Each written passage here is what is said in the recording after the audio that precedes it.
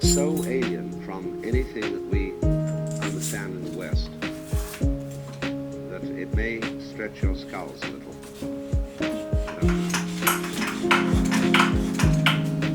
Because, of course, integration means that you get two aspects of yourself together to acknowledge them both as you, the conscious and the unconscious.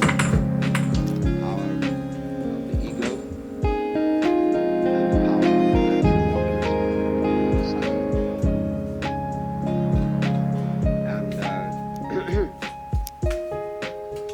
So in every art, you realize there comes a point where your will is